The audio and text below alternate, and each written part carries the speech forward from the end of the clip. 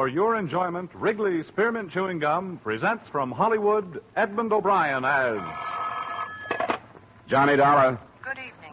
This is Mr. Snell's secretary. Oh, sure. Hi. I was unable to reach Mr. Snell before he left for the West Coast, but he asked me to outline the case to you and hoped you'd follow him out there. It's quite serious. Oh? What is it? Our company has been carrying the policies on a line of pleasure boats for a West Coast sales agency, the Arrowcraft cruisers. Within the past 2 weeks, 3 of them have sunk, with no survivors. Bad risks. Yes. There's a liability clause. Next of kin in each case is bringing suit for nearly $1 million.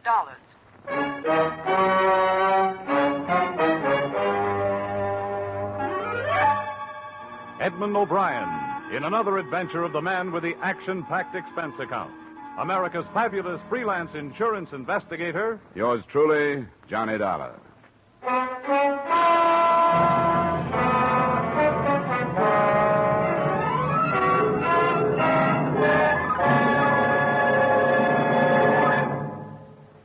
To make every day more enjoyable, treat yourself often to refreshing, delicious Wrigley Spearmint Chewing Gum. Here's a taste treat you can enjoy indoors, outdoors, at work, or at play. The cool, long-lasting mint flavor refreshes you. The smooth, steady chewing helps keep you fresh and alert. Adds enjoyment to whatever you're doing. Wrigley Spearmint Chewing Gum. Healthful, refreshing, delicious.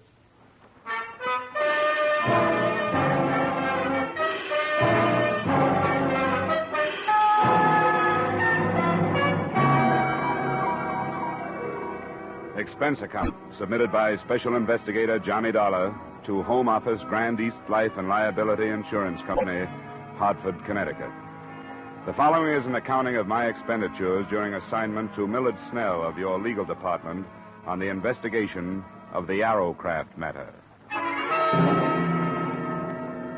Expense account item 1, $275 air travel Hartford to Los Angeles and rented car travel from Los Angeles to Newport Beach and the heart of the trouble.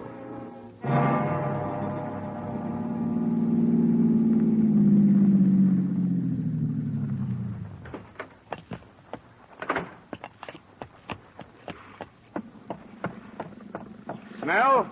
Millard Snell? Who is it? It's Dollar. Dollar? Hurry up. Get aboard. Now watch it. She's wet tonight. Hey, give me your arm. Come on. Thanks. Didn't think you were going to make it.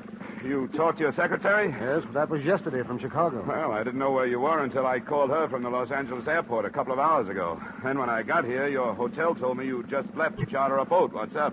Myers, how long will it be? Robert should be here any minute, Mr. Snell. Couldn't leave without him. All right, if you can hurry him up anyway, do it. Come on in the cabin, Dollar.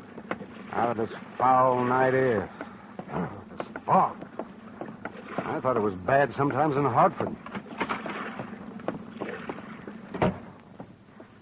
Another cruise has been reported, Dollar. An Arrowcraft? Yes. Reported by a private plane between here and Catalina Island. That's 30 miles offshore. The Coast Guard been notified? Yes, but candidly, I hope we see it before they do. Find out what we insured, if we can find it in this fog. Find it? You mean this one is still afloat? Before dark, yes, barely afloat. Robert, hurry, get aboard. Ah, there he is, the navigator we've been waiting for. I hope he's sober. Tell me, what have you learned so far? What makes them sink? I don't know. The sales agent, Fred Crocker, you'll meet him, swears by Arrowcraft. Says they're one of the best hulls afloat. But the fact remains they've been sinking. And a tragic fact, too. The loss of life so far has been horrible. 3 28-foot boats, 11 fatalities. No trace of the cruisers, even. But a life ring or 2. Must have been deep water, then. What about bodies? 7 have been recovered and 4 still missing. We're getting started.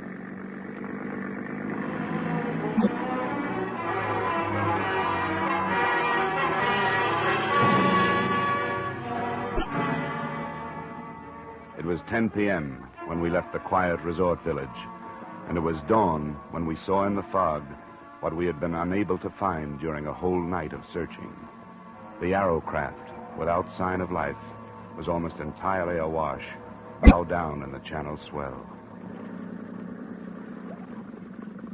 That's close enough, Myers. Right. We don't want to nudge her. She's liable to roll over.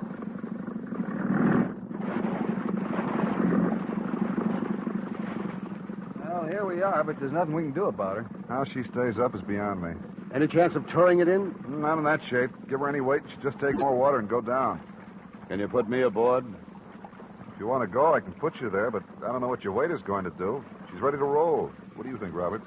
Well, we'll put him over the stern. That shouldn't upset her. We'd better get some of those clothes off, Dollar, while we swing around. All right. You think it's worth it? You're going aboard? Worth it? I'm not going for a night like that without having a look at it. Gives me the creeps. The thing awash like that. Looks dead. Yeah, too dead. Why isn't there anyone aboard? Why isn't somebody hanging onto the side? Okay, Dollar, we'll move into it now. I'm ready. Now get back there on the transom. That's it. Right there. I'll swing you right into it. Right.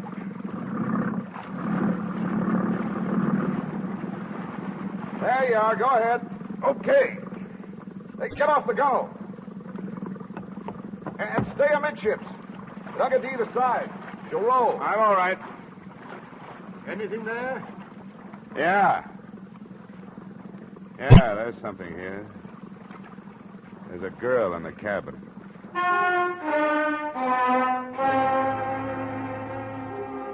Her body floated face down in the flooded cabin, held in there by the narrowness of the passageway. After an unpleasant and ticklish 15 minutes, she was lifted aboard the other boat by 3 suddenly silent men.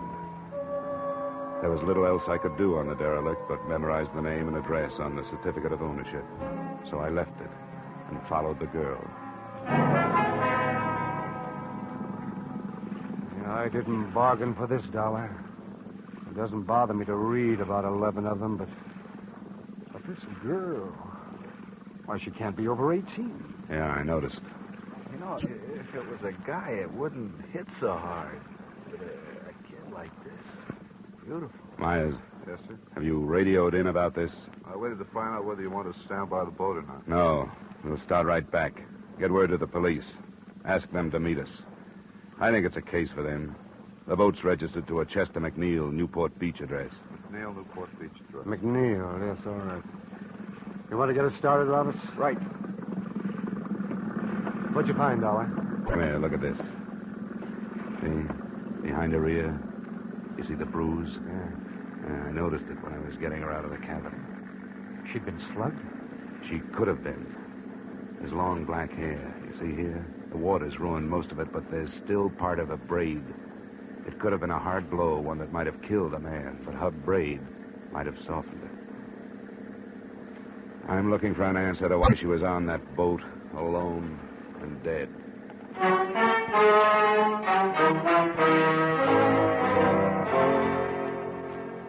It was an answer I never did actually find and prove, because in the final analysis, the death of this beautiful, dark-haired girl was no more important than any of the rest of them.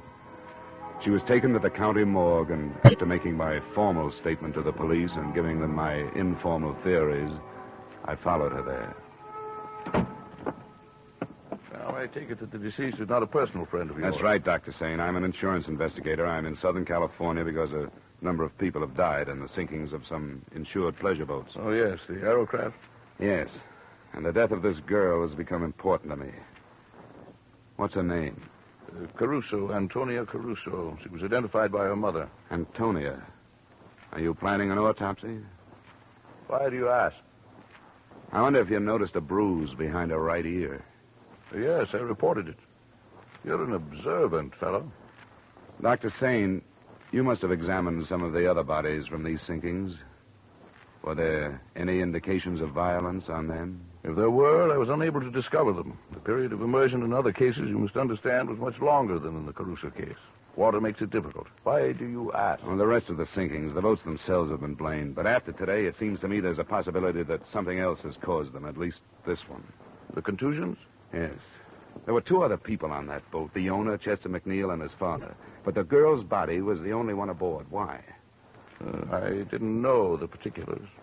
I think the girl wore braids, Doctor. If she did, could she have survived a blow that would have killed the 2 men? Protection? Well, location of the wound would bear you out behind the ear.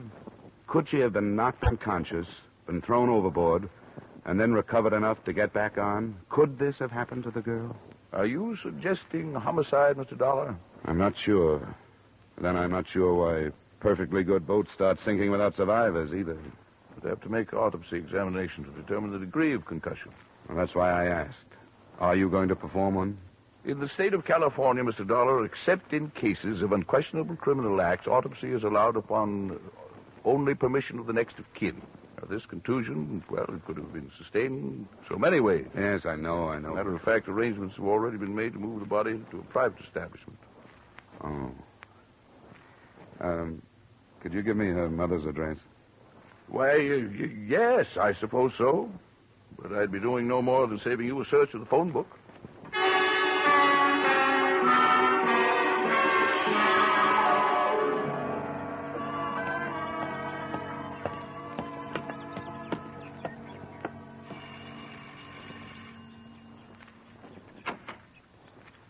What is it you want? Mrs. Caruso, I'm the man that found your daughter. Oh.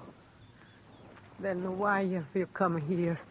You shouldn't know my grief. I do, Mrs. Caruso, but I'd like to talk with you if I could. What is there to say? I don't want to see you. There's no room for sympathy. I didn't know anything about your daughter, but I'd like to. I'd like to hear about her. Why do you do this? Because I don't think her death was accidental. Oh, go away. Why do you say this? My girl, she never did no wrong. I didn't mean that, Mrs. Caruso. Please, may I come in? All right. It's my house. I'm sorry. It's not cared for. There have been so many things today. Well, I won't stay long. She was a good girl. She was going to marry Chester. His father was with them. She was going to marry Chester. Oh, we hoped it so much, Antonia and me, that it would be a good marriage. Mrs. Caruso. We always dreamed. We were good people, only poor. We give everything so Antonia will be better. She was so beautiful. She was going to marry Chester. I'm sorry to bother you at a time like this. Now, she's gone. I saw her. I saw her, too. And I want to learn why she's gone. Now, Mrs. Caruso, is there any reason that you can think of why there should have been trouble on this trip in the McNeil boat? Oh, no. They go many times. They love the boat. They go many times, always with his father to take care of them. He loved her, too. My daughter, he called her. She was going to marry his Chester. Be so happy. Please, Mrs. Caruso. Oh, my Antonia. Antonia. Please, go. You know my grief. Leave my house. Leave my house.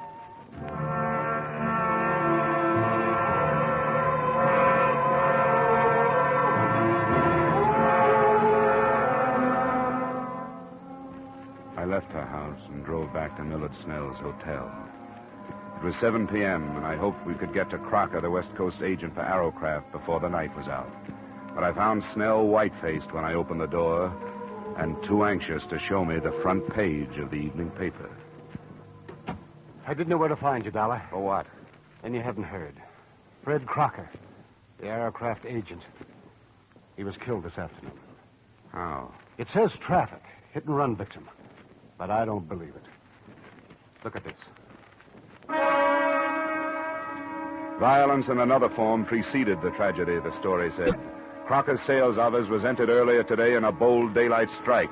The interior was wrecked, but whether or not the entry was for purposes of theft has not been ascertained. The writer didn't make any definite statements. But reading between the lines, you knew that he was exploring the possibility that revenge was at the bottom of both the violence and the tragedy. That those who had lost family or friends in the Arrowcraft sinkings had wrecked Crocker's office and then killed him.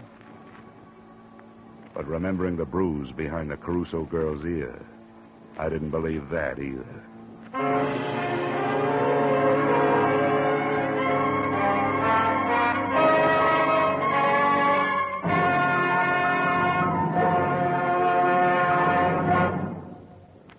To make every day more enjoyable, treat yourself often to refreshing, delicious Wrigley's Spearmint Chewing Gum. The lively, full-bodied real mint flavor cools your mouth, moistens your throat, freshens your taste. And the chewing itself gives you a little lift, helps you keep going at your best. So for real chewing enjoyment that's refreshing and long-lasting, always keep Wrigley's Spearmint Chewing Gum handy.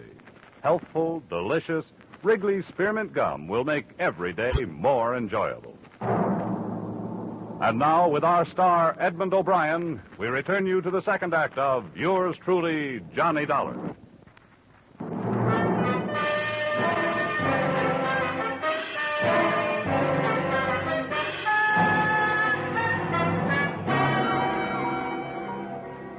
Snell and I drove out to what had been Crocker's sales office. A sheriff's deputy met us outside and took us in. Give you some light if... Oh, there's a switch. Well, not as bad as it could be. At least the drawers aren't dumped. These are from a file cabinet. We'll start here. What are you looking for? Crocker's sales records. Sales records? The names and addresses of all the people who bought Arrowcrafts from him. I don't think we'll find it. I don't get you. We've got a theory. That those boats didn't just sink, that they were boarded, that the people who've been lost were slugged before they were drowned, and that the boats were scuttled. What do you think of it? Why would anybody set out to wreck Arrowcraft? Well, that I don't know. Probably because they're linked to something important. Maybe something or somebody is on an Arrowcraft and somebody else doesn't know which one. Here's the sales folder, Dollar. It's empty, all right. Sure it is. That gives them the location of every Arrowcraft between here and San Diego. Sheriff, nobody has said where Crocker was when this place was entered. They don't know yet. You got a theory? Yeah. That he was here. Yeah, that after the list of names and addresses was taken, he was dragged out of here and killed with a car for the same reason the others have been killed. Because alive, they might have been identifying witnesses. Well, they say everybody's got a right to his own opinion, but that's too crazy for me. Well, I don't blame you. It's too crazy for anybody. Maybe so crazy it'll never be cleared up.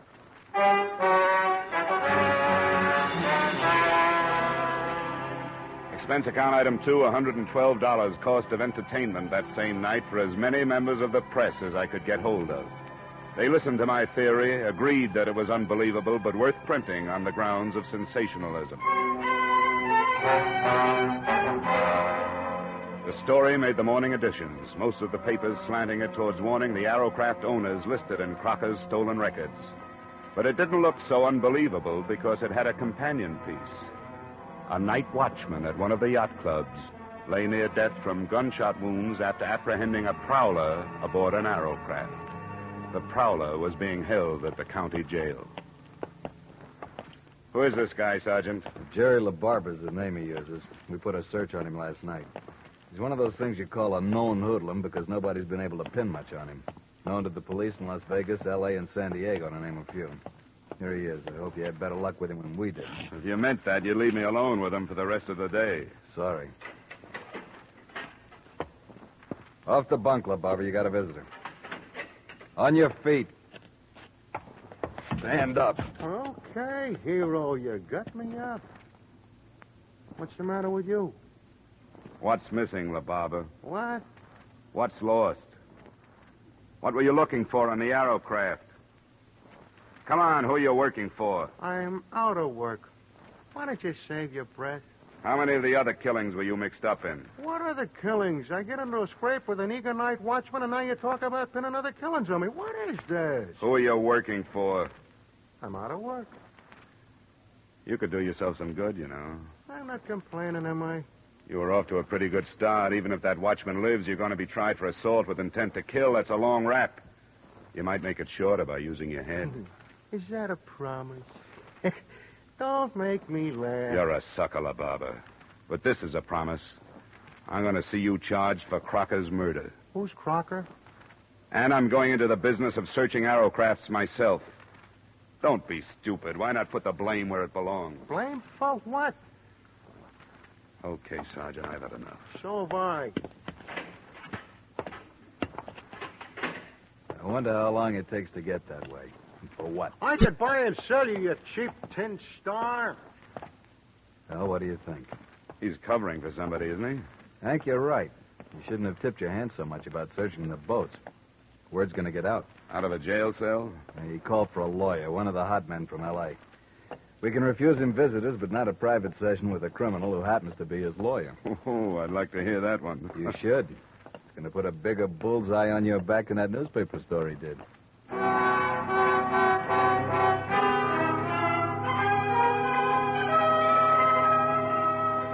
There was no trouble that day and no progress. We had time to contact 2 Arrowcraft owners that afternoon and went aboard their boats. Nothing came of it but a feeling of frustration because we didn't know what we were looking for, how large or small it was, whether to empty fire extinguishers or break and open batteries. That night the news broke that the night watchman had died of his wounds. Snell and I made an attempt at eating dinner and took a bottle of cognac to my room to see what it could do. The phone call came at 9:30. Hello? Hello? Well, this is Dollar speaking. Who's this? I'm in a phone booth, so don't bother trying to trace this call. It's about the boat trouble. All right. What about it? Not over the phone. You have to come up here. Where do I meet you? I've got to be careful. You'll know why when I talk to you. You have to come alone. What else? There's a place called Leeds Bar. It's on Long Beach Boulevard, 3 blocks up from the beach. You'll see the sign. I'll find it. You can make it in an hour. But you've got to be alone. I will be. All right. 11:15. What was that? Some girl says she wants to talk about the Arrowcrafts. Wants me to meet her in Long Beach. Don't be ridiculous. You're not going. Somebody has to do something. Nothing as foolhardy as this. You've been expecting them to make a move. Here it is. You don't for a minute think she's telling the truth. I won't find out sitting here swilling brandy with you. I wasted 10 minutes in Newport circling through alleys and side streets to shake any tail that might have been put on me. And then I headed up the Coast Highway. At exactly 10:45, I was ordering a drink in Leeds Bar. It arrived simultaneously with a metallic nudge in the ribs from a man who had taken the stool on my right. Drink it, Dollar. We've got to go. I was supposed to get a message from a girl. You've had it. Come on, drink up. All right. Now leave. I'll meet you outside the door. Do I get to talk with this girl? She's outside. Okay.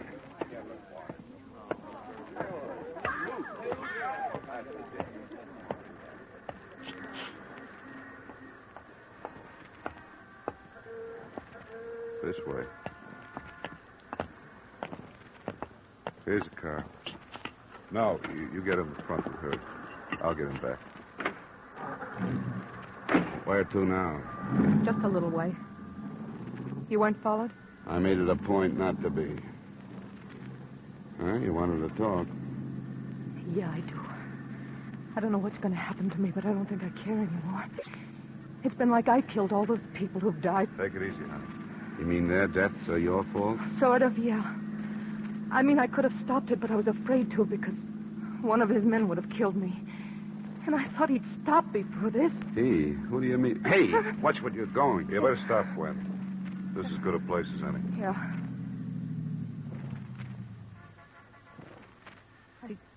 I didn't go to the police because I have a record. And he's so powerful, he could have made it look like blackmail and it wouldn't have gone any farther. Who is so powerful? George Masterson.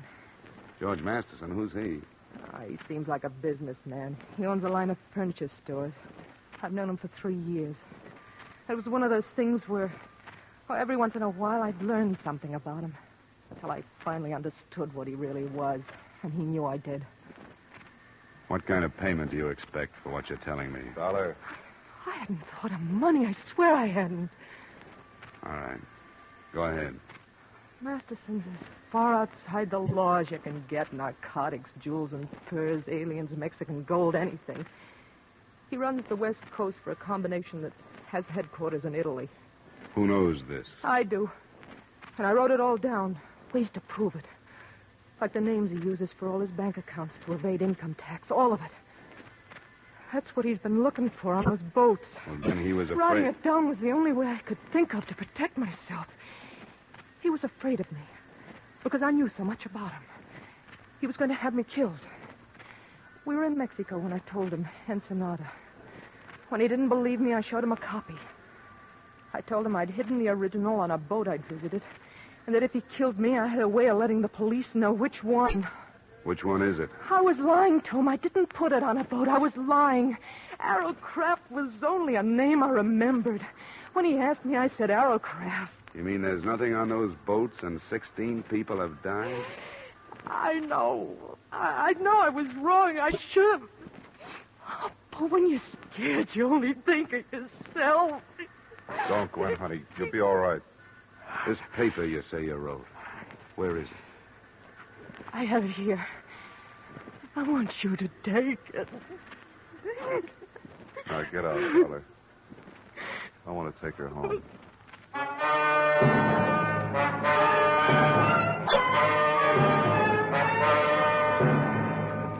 I didn't fully believe her until I had finished reading her denunciation of George Masterson after they'd left me. But by the end of it, I knew that in my hands was the hottest document in California. I knew that hundreds of rotten lives could be crumbled and millions of dollars in criminal traffic could be stopped. And it did away with the possibility of any suit against Arrowcraft or your company. But it wasn't enough. I should have gone to the authorities with it then. Instead, I took a room for the night and mailed it to the FBI in the morning. Then I went after Masterson.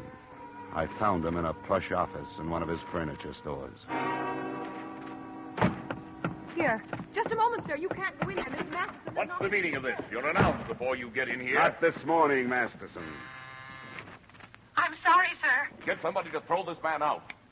What's the matter with you? Who are you? Johnny Dollar, working on the Arrowcraft sinkings. Gwen Thomas. I've read her statement. I don't know what you're talking about. About 16 deaths. The FBI can have you for the rest. But I want you for those 16 deaths. Get away from me. Get away from you! Stay away from me. Get up! Oh, listen to me.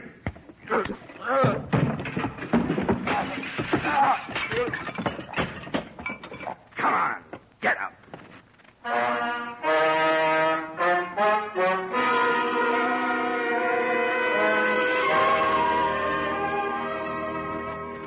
As far as I was concerned, that was it. The girl was placed under protective custody by the FBI and the district attorney, who had worked out 75 counts on Masterson's indictment before I left. It's too bad that all of the next of kin of the 16 dead can't sit in the jury box. Expense account item 3, same as item 1. Expense account total, $940.20. Yours truly, Johnny Dollar.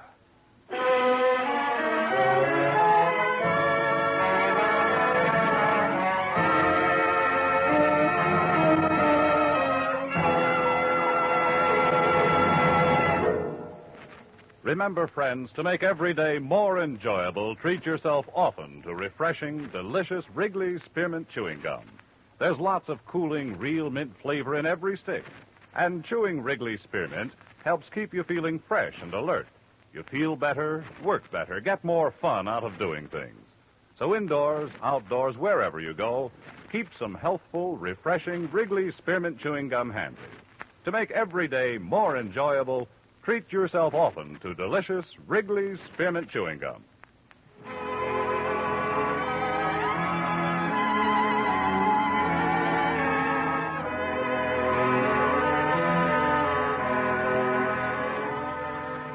Yours truly, Johnny Dollar, stars Edmund O'Brien in the title role and is written by Gil Dowd and David Ellis, with music composed and conducted by Leith Stevens. Edmund O'Brien can soon be seen starring in the Columbia Pictures production 711 Ocean Drive. Featured in tonight's cast were Gene Bates, Howard McNear, Clayton Post, Harry Bartell, Hy Averback, John McIntyre, and Jeanette Nolan. Yours truly, Johnny Dollar, is produced and directed by Jaime Del Valle.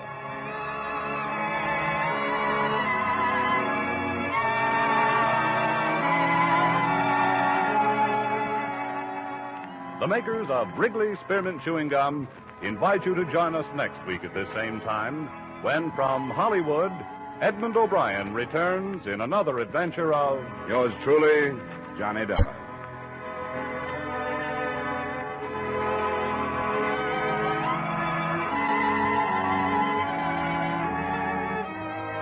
Bob Stevenson speaking. This is CBS, the Columbia Broadcasting System.